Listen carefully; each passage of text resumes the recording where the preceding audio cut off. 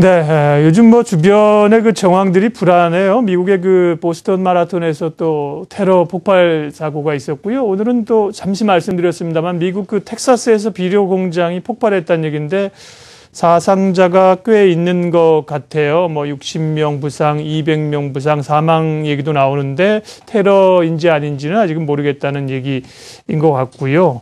그런데 이런 게 미국 증시에 충격을 주면 또 나스닥 선물 같은 게 급락을 해야 되는데 나스닥 선물 같은 건 또 크게 영향을 주지는 않고 있네요. 예. 외환시장 움직임 살펴보겠습니다. 대신경제연구소 최현기 선임연구원 연결돼 있습니다. 안녕하세요. 네, 안녕하세요. 오늘 원화가 약세로 환율이 오전에 제법 많이 올랐어요. 지금은 환율 상승폭이 좀 잦아들었군요. 자세히 좀 봐주십시오. 네, 그렇습니다. 금일 원달러 환율이 전일 종가 대비 3.5원 상승한 1122원으로 거래를 시작을 했고요. 이후에 1125원까지 상승폭을 확대했습니다만 오후장 들어서 다시 하락하면서 현재는 1119원 수준에서 등락을 거듭하고 있습니다.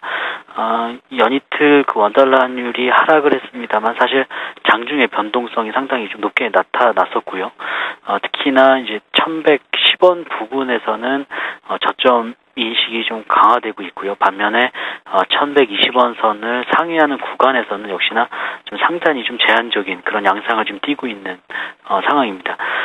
지금 어닝 시즌에 돌입한 미국 증시 같은 경우는 경제 지표가 상당히 좋게 나왔고 또 연준의 경기 동향 보고서인 베이지북을 통해서도 미국 경제가 완만한 성장세를 유지하고 있다는 평가가 있었음에도 불구하고 금융주들의 실적 부진 등의 영향으로 좀 하락세를 기록을 했고요. 이에 따른 위험자산 선호 심리가 다소 좀 약화되고 있는 점이 아무래도 원달러 환율의 상승 요인으로 좀 작용하고 있는 것으로 보고 있습니다.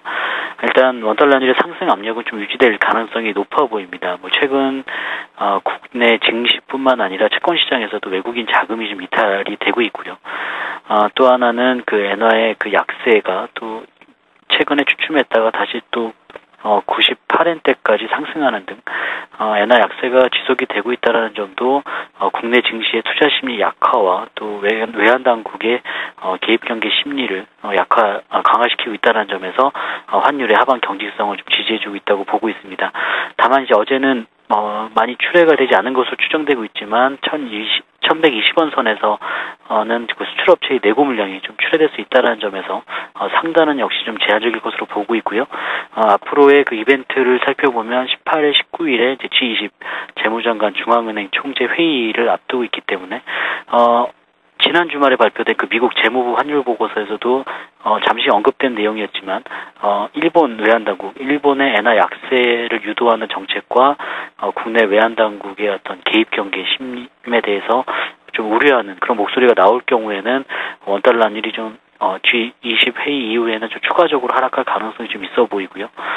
금일 원달러 환율 같은 경우는 1110원대 중후반에서 좀 등락을 거듭하지 않을까라고 좀 예상을 하고 있습니다. 네, 이 시각 외환시장 움직임 대신경제연구소 최현기 연구원이었습니다. 고맙습니다.